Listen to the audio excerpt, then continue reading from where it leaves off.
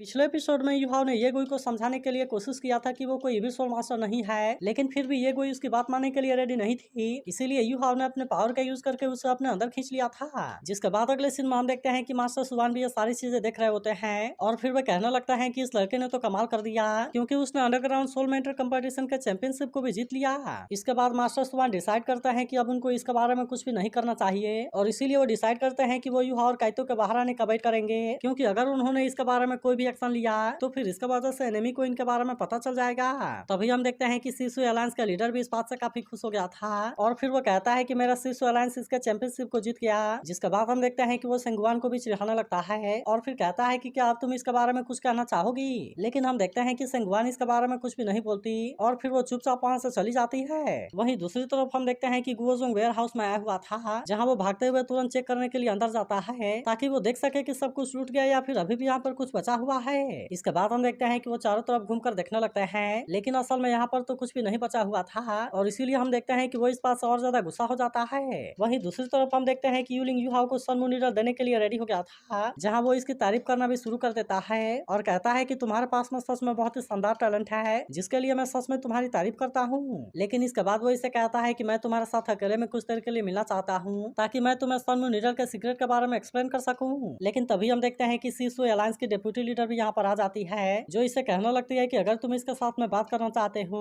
तो फिर इसके लिए तुम्हें वेट करना होगा, क्योंकि सबसे पहले इसके साथ में हम बात करेंगे। इसके बाद हम देखते हैं कि वो इसे शिशु अलायंस की तरफ से तैयार किए हुए गिफ्ट को दे देती है और फिर कहती है कि शिशु अलायंस ने जो प्रॉमिस किया था उसे पूरा कर दिया। लेकिन अब इसे देखते ही यूलिंग काफी परेशान हो जाता है और फिर कहने लगता है कि ये तो असल में लेवल 9 वाला फिक्स सोल गाइड आर्टिलरी सेल है, जो कि हमारे कंट्री का स्ट्रेटेजिक वेपन है। वहीं दूसरी तरफ हम देखते हैं कि गुओजोंग भागते हुए सीक्रेट रूम के पास में आ गया था, जहाँ वो टूटे हुए गेट को देखकर काफी परेशान हो जाता है और अब उसे ऐसा लगता है कि यहाँ का भी सारा वेपन लूट गया। लेकिन तभी हम देखते हैं कि वो यहाँ के कबर को हटाकर चेक करते हैं, जहाँ अभी भी बहुत सारे बम बचे हुए थे। अब इसीलिए हम देखते हैं कि गुओजोंग इस बात से काफी खुश हो जाता है और कहता है कि उन चोरों को तो वेयर हाउस की असली कीमत के बारे में पता ही नहीं है। वहीं डेप्यूटी लीडर कहने लगती है कि तुमने एबिस सोल मास्टर की एबिलिटी को यूज करने के लिए लाइट पावर का यूज किया, जो कि सच में मुझे बहुत ज्यादा पसंद आया। इसके बाद वो इसे कहने लगती है कि तुम तो हमारे रिलीजन के होली सन हो, जिसे कि हम इतने टाइम से खोज रहे हैं, इसीलिए अगर तुमने हमें ज्वाइन कर लिया तो फिर इस तरह से तुम दुनिया के लकी स्टार बन जाओगे। लेकिन असल में युहाओ की प्लानिंग तो कुछ और ही होती है और इसीलिए हम देखते हैं कि वो इसके बारे में कुछ भी नहीं बोलता। वहीं दूसरी तरफ हम देखते हैं कि गोजोंग काफी खुश था, लेकिन तभी उसके सोल्जर को यहाँ पर कुछ दिखाई देता है, जिसे देख वो काफी डर गया होता है। जिसके बाद हम देखते हैं कि गोजोंग भी तुरंत इसे देखने के लिए आता है, जहाँ उसे पता चलता है कि ये तो असल में टाइम बम है और तभी युहाओ कहता है कि इसका टाइम आ गया,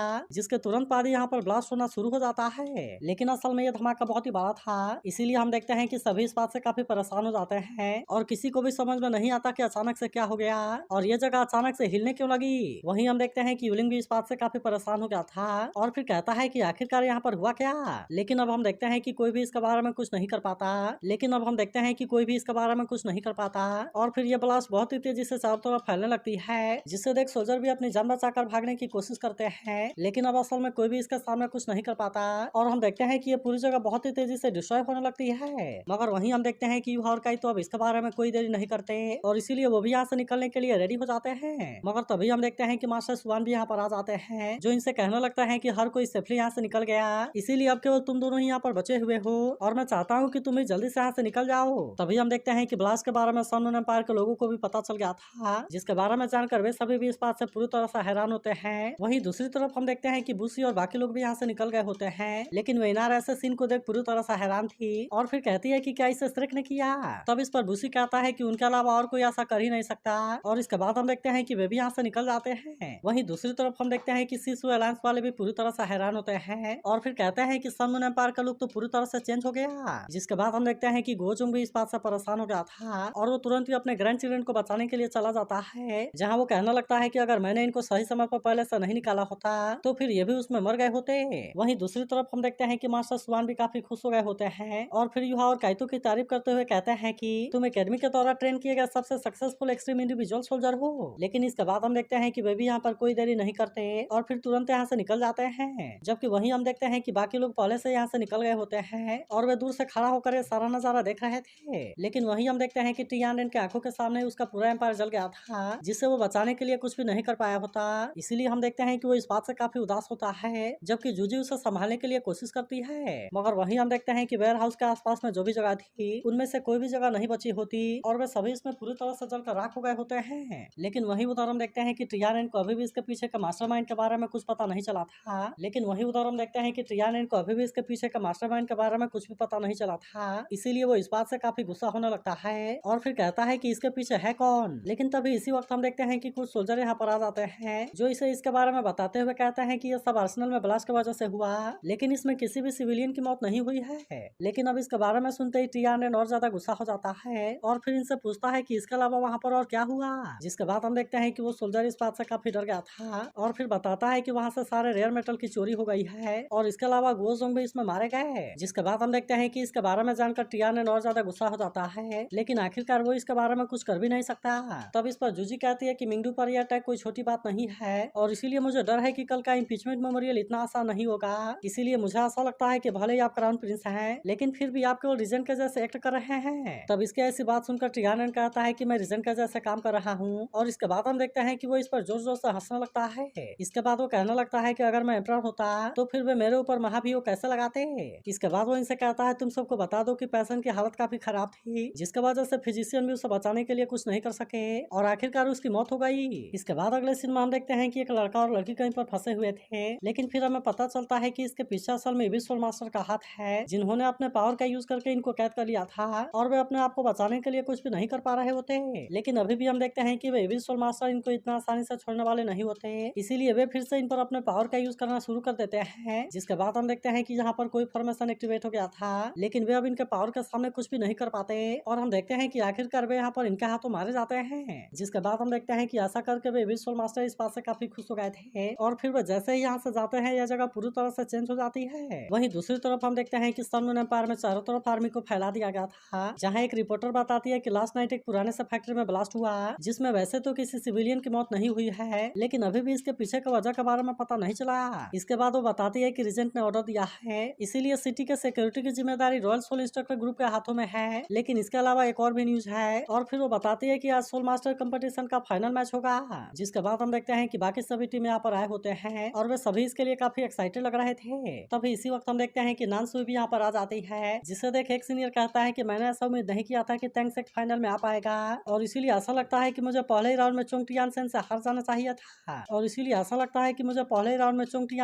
जाना चाहिए था मगर हम देखते हैं कि नानसुई को भी इसके बारे में चिंता होती है और फिर वो कहती है कि इसके बाद डालो कॉन्टिनेंटल शांति नहीं होगी। तभी हम देखते हैं कि इसकी डॉटर चियू इसके पास आती है और फिर कहने लगती है कि लास्ट नाइट चाहे जो कुछ भी हुआ, लेकिन मुझे पता था कि ये कंपटीशन जरूर होगा और फिर वो अपने मदर से कहती है कि इसके बाद हम घर चलेंगे। तब इस पर नानसुई से कहते हैं कि तुम मुझे परेशान ना करो, क्योंकि मुझे पता है कि तुम टैंक सेक्टर के यू हाउस से हार गई हो। इसके बाद वो कहती है कि मैं भी आज उसके परफॉर्मेंस को देखने के लिए आई हूँ, लेकिन तभी चियू देखती है कि टैंक सेक्टर और श्रेक में से कोई भी यहाँ पर नहीं आया, इसीलिए हम देखते हैं कि उसे इसके बारे में चिंता होने लगती है और कहती है मैं उम्मीद करती हूँ कि ये फाइनल अच्छे से हो जाए। लेकिन तभी हम देखते हैं कि ट्रियान और बाकी सभी भी यहाँ पर आ जाते हैं, जिसे देखते ही सभी पूरी तरह से शांत हो जाते हैं। मगर वहीं हम देखते हैं कि जूजी अभी भी और उसके साथियों के बारे में सोच रही थी और फिर कहती है कि क्या तुम सभी मिंगडू से सेफ तरीके से निकल गए। तभी जिंग होंगचैन कहने लगता है कि श्रेक और टैंक सेक्टर तो यहाँ पर नहीं आया, इसके अलावा जिंगलू नेशनल एकेडमी और स्नो डिमन सेक्टर वाले भी यहाँ पर नहीं है, जिसकी वजह से उसे डाउट हो जाता है कि यहाँ पर जो भी हुआ उसके पीछे उनका ही हाथ है। लेकिन इसके बाद भी हम देखते हैं कि वो इनको इतना आसानी से छोड़ने वाला नहीं होता और फिर वो ट्रियान से पूछता है कि क्या हमें उनका पीछा करने के लिए सोल्जर को भेजना चाहिए। मगर हम देखते हैं कि ट्रियान को असल में इसके बारे में कोई चिंता नहीं होती और इसीलिए वो इसके बारे में कुछ भी नहीं बोलता। लेकिन तभी वो कहने लगता है कि डियर ऑडियंस, आपको इसके बारे में चिंता करने की कोई जरूरत नहीं है, क्योंकि पिछले मंथ में हमने आपके लिए के बाद एक शानदार मैच लाया, लेकिन अब ये कंपटीशन अपने फाइनल स्टेज में पहुंच गया है, इसीलिए मैं आप सबको इसके लिए सॉरी बोलना चाहता हूँ, क्योंकि फाइनल में जो दोनों टीम पहुंचे थे वे यहाँ पर नहीं आए। इसी के साथ हम देखते हैं कि अब यहाँ के कैमरा को भी बंद कर दिया गया था, जिसे देख सभी इस बात से पूरी तरह से हैरान हो जाते हैं। लेकिन इसके बाद हम देखते हैं कि ट्रियान ने इसके बारे में कोई देरी नहीं करता और यहाँ पर उसने अपने पूरे आर्मी को बुला लिया था, जिसे देख सभी इस बात से पूरी तरह से हैरान हो जाते हैं। तब इस पर वो इनसे कहने लगता है कि आपको इसके बारे में चिंता करने की कोई जरूरत नहीं है, क्योंकि मैंने आपके लिए यहाँ पर एक बहुत ही शानदार शो को तैयार किया है। इसके बाद हम देखते हैं कि आर्मी ने सारे टीम को चारों तरफ से घेर लिया था, जिसके बारे में किसी को भी कुछ समझ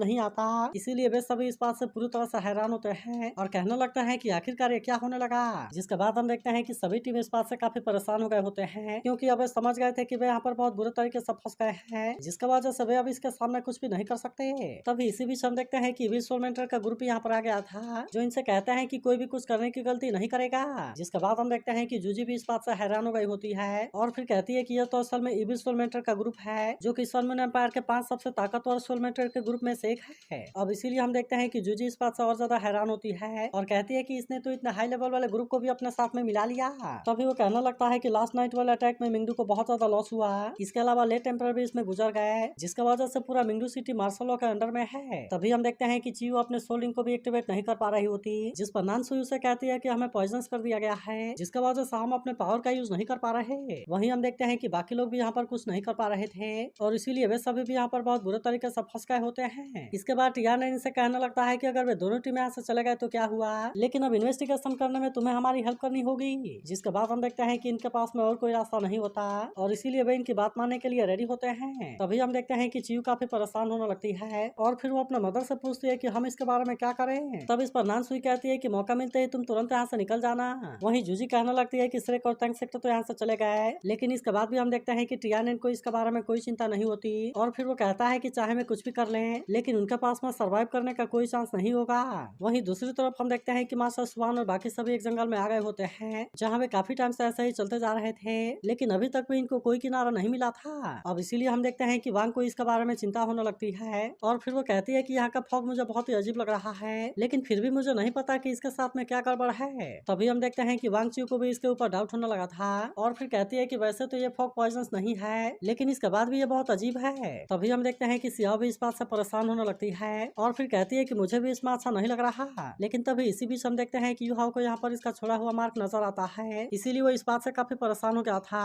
और फिर कहता है कि ये तो दूसरी बार है जब हम यहाँ पर एंटर हुए हैं क्योंकि मैंने यहाँ पर स्पिरिचुअल मार्क छोड़ा हुआ है। तब इसके बारे में सुनकर मास्टर स्वान समझ जाते हैं कि वे यहाँ पर फंस गए हैं और टीचर जामा कहती है ऐसा लगता है कि सनमून एम्पायर ने जानबूझकर हमें यहाँ पर लीड किया है। लेकिन इसके बाद भी हम देखते हैं कि युहाओ इतना आसानी से हार मानने वाला नहीं होता, इसीलिए वो अपने स्पिरिचुअल डिटेक्शन वाले पावर का यूज करना शुरू कर देता है ताकि इसका यूज करके वो इसके बारे में चेक कर सके। लेकिन हम देखते हैं कि यहाँ की फॉग इसके स्पिरिचुअल डिटेक्शन को ब्लॉक कर देती है जिसका वजह से वो इसके बारे में कुछ पता नहीं लगा पाता। लेकिन तभी हम देखते हैं कि मास्टर स्वान यहाँ से ऊपर की ओर जाने लगते हैं ताकि वे इसके बारे में पता लगा सके। तभी युहाओ नाना और साओजी से कहता है कि तुम तो यहाँ के लोकल्स हो जिसका वजह से तुम्हें इसके बारे में कुछ पता जरूर होगा। तब इस पर नाना कहती है मैं केवल इतना जानती हूँ कि सनमून एम्पायर वाले इसे सिसान के नाम से जानते हैं लेकिन यहाँ पर किसी का भी एंटर होना बैन है। तभी काइतो कहता है कि बहुत समय पहले सनमून एम्पायर ने यहाँ पर आर्मी को भेजा था लेकिन असल में कोई भी उसमें से जिंदा बचकर वापस नहीं आ सका। तभी हम देखते हैं कि मास्टर स्वान भी वापस आ जाते हैं जो इनसे कहते हैं कि चाहे तुम यहाँ पर कितनी भी हाइट में क्यों न चले जाओ लेकिन यहाँ फॉग के अलावा कुछ भी नजर नहीं आ रहा। जिसके बाद इसके बारे में सुनकर युहाओ भी इस बात से परेशान हो जाता है और फिर कहता है कि अगर मास्टर स्वान के जैसे सुपर डालू भी यहाँ पर नहीं देख पा रहा तो फिर इसका मतलब है कि ये जंगल बहुत ही अजीब है। तभी हुआ बिन कहने लगता है कि हमें अलग अलग हो जाना चाहिए क्योंकि हो सकता है कि हम इस तरह से बाहर निकलने का कोई रास्ता खोज सके। लेकिन हम देखते हैं कि टीचर जावा ने तुरंत इसके लिए मना कर दिया था और कहती है कि ये बिल्कुल भी सेफ नहीं है। जिसके बाद हम देखते हैं कि मास्टर स्वान भी एक साथ में आगे बढ़ने के लिए बात करते हैं और फिर कहते हैं कि हमें युहाओ के मार्ग के अपोजिट डायरेक्शन में जाना होगा क्योंकि अब यहाँ से निकलने के लिए केवल यही एक तरीका है। जिसके बाद हम देखते हैं कि सभी लोग मास्टर स्वान की बात मानकर आगे बढ़ने लगते हैं और फिर वांग कहने लगती है कि हम पिछले 6 घंटों से यहाँ पर फंसे हुए हैं जबकि अब तक हमें यहाँ से बाहर निकल जाना चाहिए था। तभी सियाओ कहने लगती है कि क्या तुमने इसके बारे में नोटिस किया क्योंकि हम जैसे जैसे आगे जा रहे हैं ये फॉग उतनी ही मोटी हो रही है। तभी इसी बीच हमें यहाँ पर किसी लेडी की आवाज सुनाई देती है जो कह रही थी कि सन और मून ने लेके के लिए लव मांगा और अब इसीलिए असली एडवेंचर यहीं से शुरू होगा। तो अगर एक्सप्लेनेशन अच्छी लगी हो तो इस वीडियो को लाइक और इस पर एक कमेंट जरूर कर देना और अगर आप इसके अगले एपिसोड के लिए भी एक्साइटेड हो तो इसके बारे में जरूर बताना।